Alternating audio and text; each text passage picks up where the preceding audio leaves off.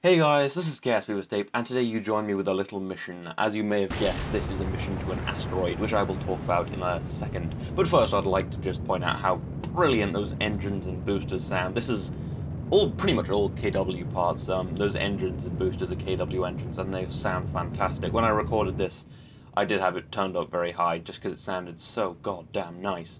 And this is pretty much all KW parts, KW boosters, engines, fuel tanks.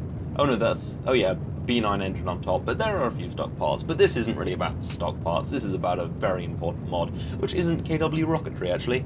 It's about, well, you've probably heard of the mod Kethane, and you've probably heard of the mod Carbon, well, you've probably heard of the mod Kethane, maybe not. Some of you may have heard of the mod Karbonite, which is basically like Kethane. Kethane allows you to mine a basic, like, raw material and turn it into fuel and oxidize and all that stuff.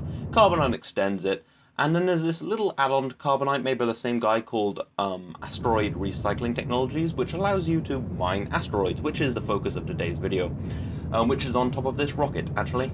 This rocket, after it drops its boosters, kind of just goes fairly slowly to space because it's not a hugely powerful launch vehicle. The boosters provide most of the thrust on the launch pad, and this just kind of cruises up and then eventually tips over. That's why I'm tipping over so late, because well, because it doesn't have a huge amount of thrust, and I didn't want it just to kind of go sideways too much. But yeah, it's starting to pick up some speed now, so that's good. And it looks so pretty, well, not on my post-render screen, but it looks so pretty here that I thought I'd go all cinematic-y. But yeah, so when this gets to orbit, you'll probably be able to see the spacecraft, although it is actually kind of the evening, so I'll have to warp around to the day side for you to see it properly. But yeah, I have picked out an asteroid that I will be heading to. I've forgotten the name of it because I haven't named it anything cool yet, but it is a size E asteroid, which is gigantic, which is good because I need to mine it. Asteroid mining is, well, it's a lot of people talk about it actually because it's never going to be economically viable to go to another planet.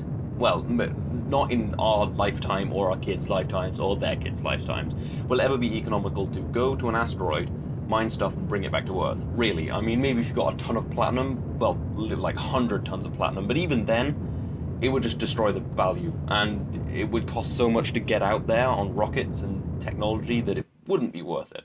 But it's a good way to possibly refuel in space, or if you have eventually, I guess, a spacefaring civilization, that might be a good thing as well. But yeah, I'm going to talk about some of the logical points of it throughout this video, but it is a 20-minute video because this is non-sped up, completely uncut, because, well, it actually worked out pretty well for time, and I very rarely show just an uncut, unsped up mission.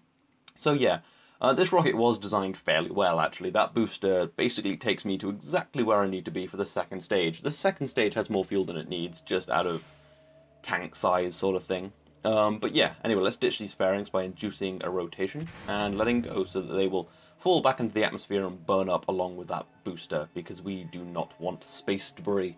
So yeah, you can kind of vaguely see this, although it's a little dark, but there's lots of little things on there, which I'll talk through later when it's daytime. But anyway, it's time to ignite this very low-profile B9 engine, which I love very much, so that it'll push me into orbit. But yeah, this kind of space probe does have some fuel tank. It does have quite a bit of fuel as a KW Vestra engine, so it will be able to do everything itself. I believe the actual probe carries about 2,500 meters a second delta V, so I don't have to be particularly good at this, so I'll have lots of chances to mess up my encounters and such. You can see atop there's this weird white dome thing that is used for mining asteroids. It works kind of like the claw that you get in the stock game, and then but it can that's how it like connects to the asteroid, and then that starts melting the rock and it turns it into molten rock, and the molten rock is converted just into rock, which can be used for multiple things. It can be turned into, well, basically refined, and I have lots of refineries with me. You can turn it into, well, you can actually just put it in those tanks I have on the side, which are rock tanks, because there are actually rock engines. I don't have any with me because, well, it was a fairly low-budget mission, let's say, and their engines weigh 2 tons and provide 35 kilonewtons of thrust, which isn't very good, considering a Poodle engine weighs about the same and provides 200 kilonewtons of thrust, but doesn't have. But yeah, because those engines use rock, but they have a very high ISP. I think it's just a new thing they've updated. It's not a very well-known mod, actually, and I will link it in the description because it took me about 2 weeks to find, because I was looking for generic things. So I will indeed link this in the description, and if I don't, feel free to yell at me, because I often forget, and that's, I don't know, it's just, I'm a very forgetful person. So yeah, do yell at me if I forget.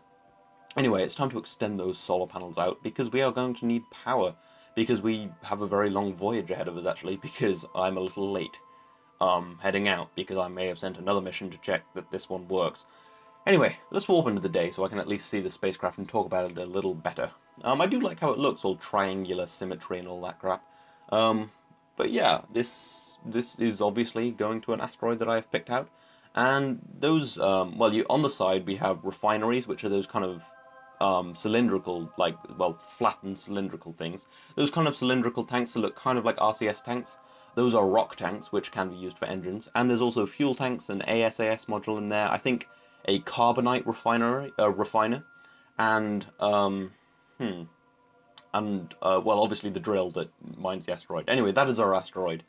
It's slightly ahead of us in our orbit, and obviously, being very well versed in, you know, orbital mechanics, I could perform a very quick maneuver to catch up with it very quickly, or I could perform a very efficient maneuver to catch up with it slowly but spend less fuel.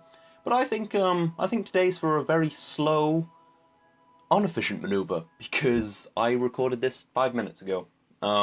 Yeah, I didn't have a huge amount of time, but I did have a huge amount of delta V, so I'm just gonna escape Kerbin and then deal with all this later. Because it's fairly easy when you have a lot of delta V, because I didn't really have a huge amount of constraints. This isn't a particularly heavy spacecraft, and it can refuel if it needs to go anywhere else.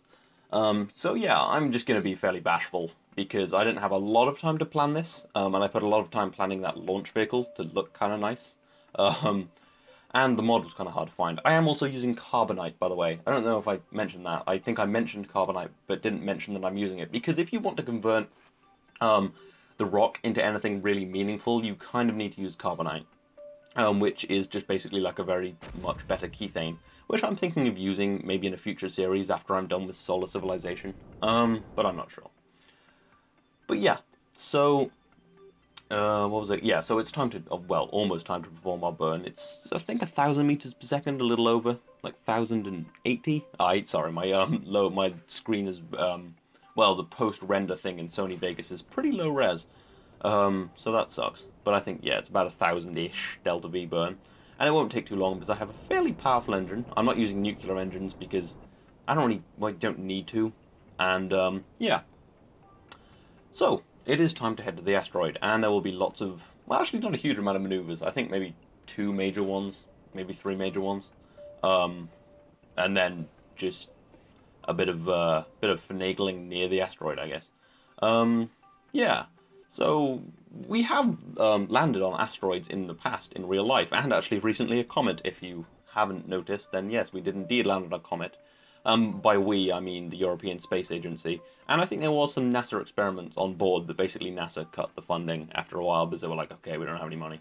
But yeah, it was a 10-year-old mission, and it did land, but Philae? I said that really weirdly, but I think it's Philae? I don't know, something like that. You know what I mean. The lander of Rosetta, it bounced twice and landed in the shade. So worked for about 2 hours, and now they're hoping that when they come down near the sun, they'll be able to use it again, because it's out of power. But Rosetta will still keep scanning the surface. Anyway, I've started playing around with orbital maneuvers, trying to get a quicker encounter, but it isn't really working out because I'm in a bit of a weird orbit, really. Well, past me will at some point figure out it's probably better just to put my maneuver on the other side and use this encounter, which is about a year from now, because, well, it's more efficient, I guess. It's actually going to be slightly easier, and it will only require a little bit of time warping. So yeah, I put my maneuver node on the ascending node, or descending node of our orbits, which is where our orbits kind of are in the same plane, because I'm about 1 degree off. So it'll be a fairly, well, it's actually a fairly substantial burn to bring to bring the other side of my orbit closer to the asteroid so that I'll encounter it fairly closely. And I do need to get fairly close because, well, when you're rendezvousing, you'd hopefully prefer not to be like 1,000 meters, well, 1,000 kilometers apart. Usually I just get as close as I can from far away, and then as I get closer, I just move in closer and, well, start performing corrective burns. And fairly inefficiently, if I say so myself, get closer and closer. But yeah. So after a little bit of maneuvering, I think I'm pretty happy with that. About 263, 264 meters a second delta V burn, which isn't too much, and it's in about a year. So that's going to be a bit of time warping, but at 100 times time accelerate, with me talking about something, I bet, it will be not so bad.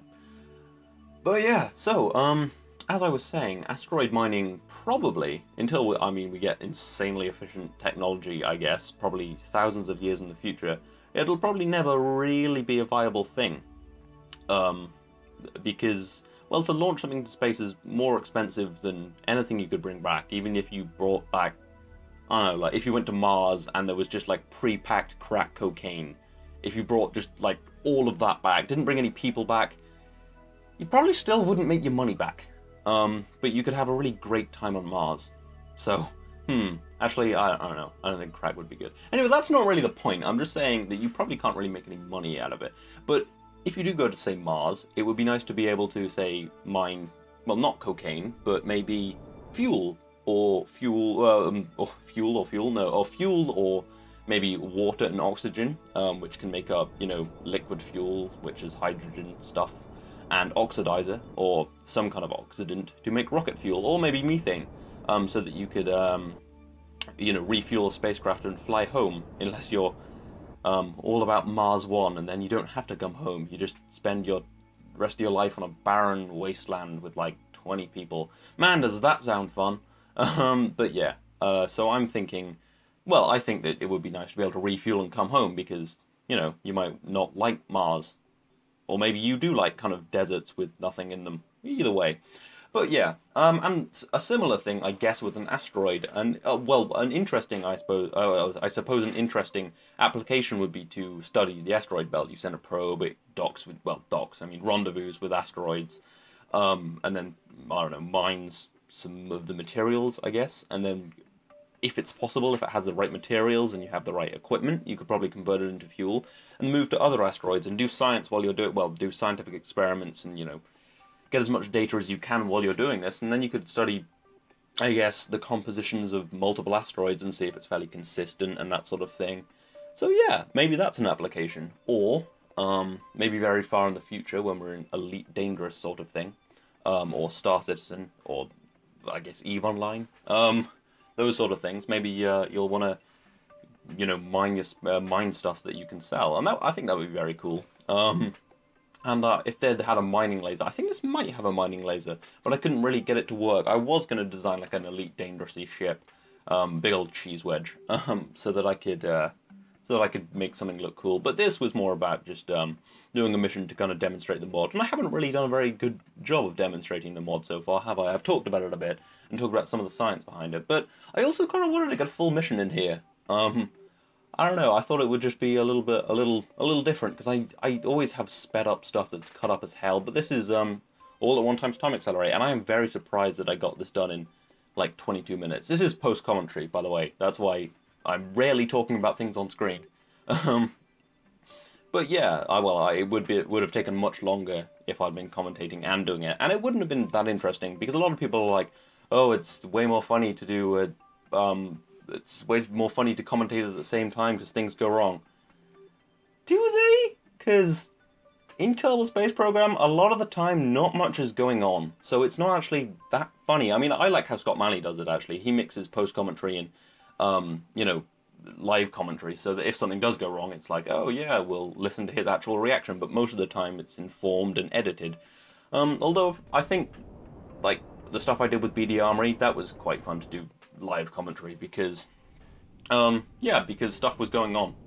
Anyway, we have arrived at our asteroid, so it's just a matter of slowing down and doing some final maneuvers to push our retrograde marker onto the opposite direction of the of our target, if that makes any sense.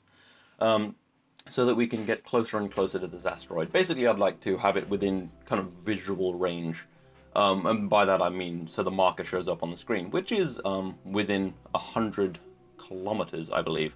And I do need to slow down a bit. I do have about 1500 meters per second delta V left, and my target velocity is very low now, so it's fine. So yeah, this actually went pretty well. I was pretty proud of myself. This was, well, I was going to say, I almost said that was my first try, but it's not. Over the last kind of couple of days, I've been doing quite a lot of rendezvous, doing tests and stuff. And I have actually flown this mission before. Yeah, so I've, you know, used smartness. Anyway, using my RCS to kind of finally fine-tune this maneuver so that we get as close as possible, and then I'll just drift in a little more, and then fine-tune again, just that sort of thing. And hopefully I'll get visual confirmation of the asteroid soon. Well, you know, marker. I'm thinking it's in the sun somewhere there, and I was actually moving the mouse around to see if it would flick up, but now I can see the distance is about 200 kilometers, and that makes sense because I'm moving at about 1/3 of a kilometer every second, so it is probably very far away from me. If in 6 minutes I will be within 30 kilometers. You know, it's very simple maths. And there it is. That is visual confirmation that it does indeed exist. And this burn will slow me down and put me on a better trajectory towards the asteroid. So hopefully I'll get very close. And just a little more burning there. And let's check how well we did. 1 kilometer. Pretty happy with that. I'm thinking that was pretty good. Anyway, we'll now move in, and when we get to 5 kilometers, because I have BD Armory installed, the draw distance is up to about 5 kilometers, and then I'll start seeing the asteroid. And it is a big asteroid, which you will see in about 11 kilometers.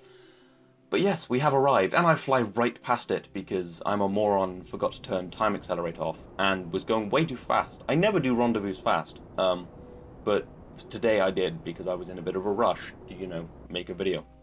Anyway, that is our asteroid over there. It's, well, almost 3 kilometers away, and it already looks like a rather large piece of rock, so I'm pretty happy with the size of this. Now it's just a matter of kind of slowing down, because we're going quite fast towards a large piece of rock in space. So I'd rather not break this spacecraft, because I think the actual cost of it was about 60 grand in Kerbal money, which is actually quite a lot. Not as much as some of the tanks I was building in BD Armory. I mean, with the boats I put them on, they were pretty expensive.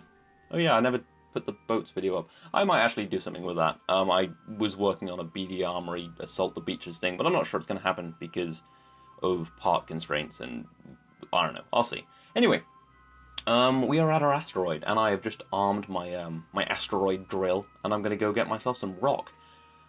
And yeah, I'm going to show you how inexperienced I am with this mod. Which, well, yeah, because I haven't used it a huge amount. And I actually forgot the extractor that gets the rock out of the asteroid and into the rock tanks, which is fine, because I don't have any rock engines, and because the converters can actually use the rock that you melt and keep in the asteroid. This mod does actually provide a lot more parts. This is a few of the parts, most of the, I think the most important stuff, but there's also kind of docking ports that you can like actually anchor onto it, and lots of things, and I think you can store fuel in the asteroids. You should really look at the page, because I mean this is more about the kind of mining asteroids aspect as opposed to a full mod review, but I might kind of go into Karbonite and stuff more if there's demand for it, or if this video gets a lot of views, because that's often just how I do things. Anyway, we have docked with it, well, docked, I mean, you know, stabbed the asteroid in the belly, and it's time to kind of activate the melt rock. They should really relabel this. Maybe rock melter, or melter of rocks.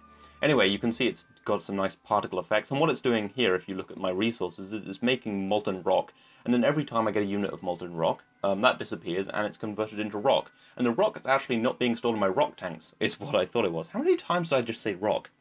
Anyway, the rock is being stored in the asteroid, which I didn't realize. I was like, no rock in there. No rock in there. No rock in there. Whatever could be going on. So, it's actually being stored in the asteroid. See, I have 252 rock in my resources, and it's being stored in the asteroid. And I think vent, that'll put in my rock tanks. Nope. That vents the rock into space. So, yeah. So I just lost all that rock, which is a shame. So, I will keep mining some rock. Or deactivate the melt rock and see what I can do with it. Or, what do I do? Okay, I time warp. So that's good. Yeah, let's grab me some rock. so that I can do something with it. I only really have the equipment for turning it into carbonite, which can be refined into fuel, and I do have a refinery, so I could fully refuel my spacecraft. However, I am using just rock, basically. Oh yeah, and right now I'm trying to figure out how to put the rock into my rock tanks, because I'm getting all very paranoid because I thought I needed it in my tanks, which I didn't.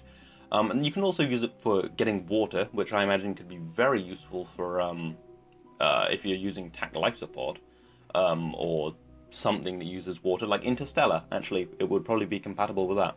But yeah, I don't have any tanks for this, so I'm kind of playing around with these converters. But I can turn it into carbonite, because I can use the rock in the asteroid and feed it right into the carbonite converter and turn it into carbonite. And you can see I'm getting very little carbonite for the rock, because it's a very inefficient process. That's how it's described on the thread, anyway. So yeah, I have got a little bit of carbonite now, though. And I can indeed turn that carbonite into fuel, which I will do in a second. And I'm going to keep melting the rock because I want more carbonite.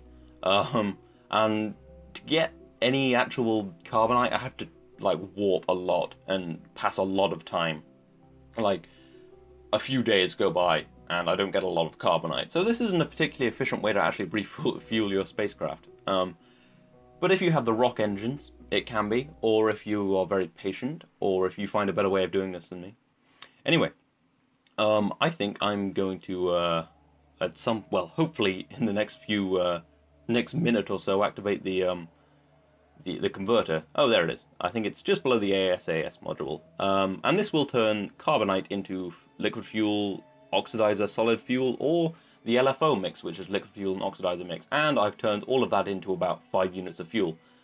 So yeah, I mined for a few days and got a little bit of fuel, like 5 units. So yeah, this isn't a particularly efficient process, but I think it's a very interesting mod and does clear up some of the things I was really looking forward to doing when Asteroids first came out in KSP. So yeah, I will link the mod in the description, and remember, if I don't, yell at me in the comments. Don't come to my house. Don't do that. None of this. Anyway, I hope you've enjoyed this. This has been KSP with Tape. I will see you next time.